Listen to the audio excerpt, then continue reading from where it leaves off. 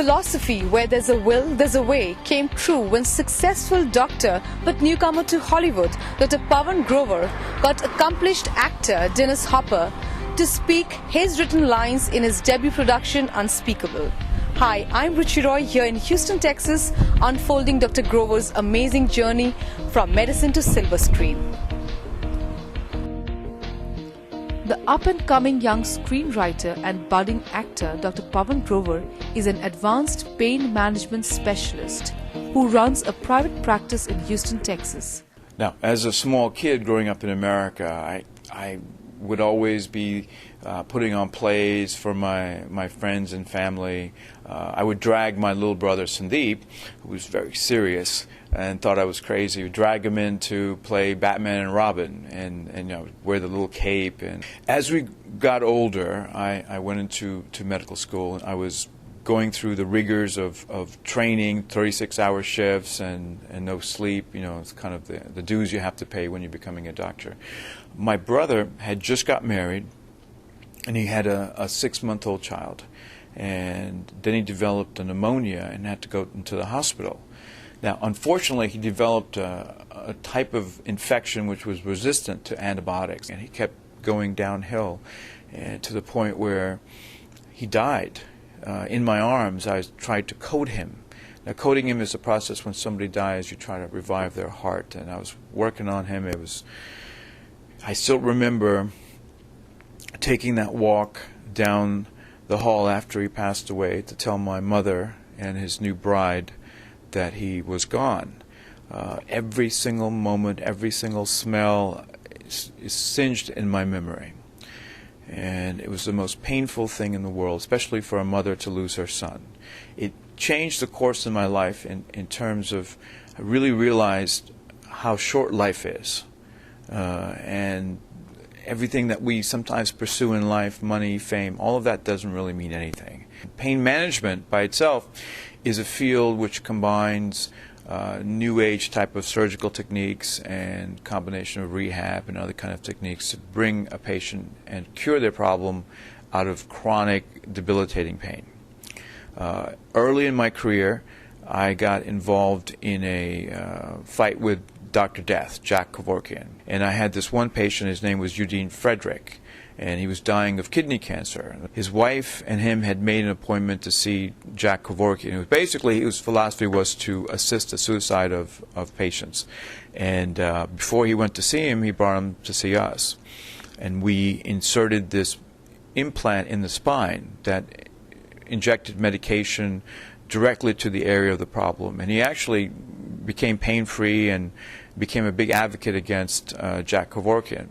So that started this whole kind of conflict with Jack Kevorkian that led to us fighting over a couple of patients. I debated him on Larry King Live, his attorney, talking about options that patients have for chronic pain. It's ungrounded. The fact is, if somebody's taking morphine for pain, they cannot get addicted. The chances for that are very rare. There's also government regulations on doctors that limit their ability to prescribe narcotics. There's also a problem with availability of narcotics. So these are all issues that are being ignored in this whole debate about euthanasia that are a major problem. Your passion to be an actor never died. I mean, even as a busy doctor. Well, I never really lost the drive or the ambition to do films. So basically what I did is I taught myself how to write, and I ended up writing about 6 screenplays. One of them, the one that dealt with my brother's death, called Lazarus Rising, won a Platinum Award at the Houston World Film Festival. But for my first film, I wanted to start something that was totally opposite of my personality. I wanted to play a character that was kind of an extreme character, and I thought that I could do this on a lower budget. So basically, I wrote a script for Dennis Hopper as one of the lead actors. I got the script to him through a casting director. He loved the script, and it just kind of spiraled from there. And after we shot the film, which was a 28-day shoot in New Mexico, it was both exhilarating and quite a struggle because I had to wear different hats during the film. And of course, I thought I was Jackie Chan and did all my own stunts. I got banged up like crazy, but it was a lot of fun. And then was a struggle of learning about the film business, how films get marketed and distributed. And we ended up doing really well. We sold the film to 20th Century Fox, who have released the film worldwide, and to MGM, who's released it in the U.S. And on video, it's done phenomenal. It came in at #1 top rental movie, and has stayed in the top 10 rental movies for the last 5 months.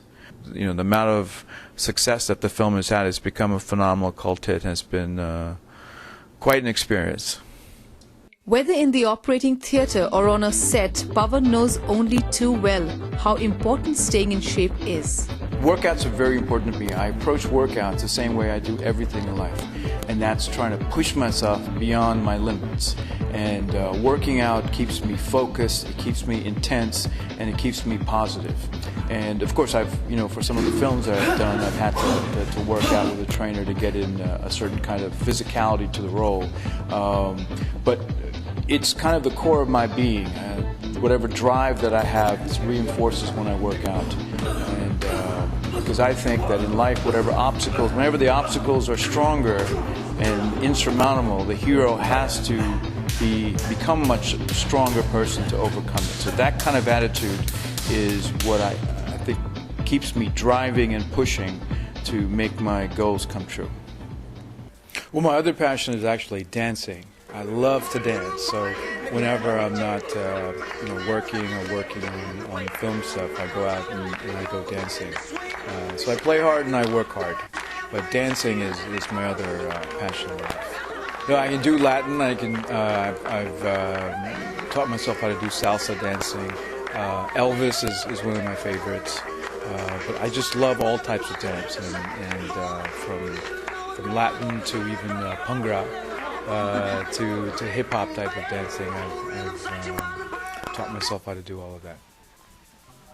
Pavan, how do you maintain a balance between medicine and acting?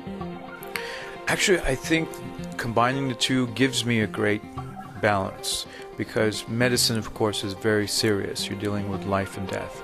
And my creative endeavors kind of balance the other side of that in terms of escapism and bringing up the other side of my brain. The two actually, I think, coincide very uniquely, because as an artist, I can really take a lot from my experiences as a doctor in terms of the patients that I meet and sharing with them the pain that they go through. It's great spark for me in terms of really getting an insight into what human beings are, what they go through. So I actually think that the two feed off each other and make me a better doctor, and I think make me a better artist.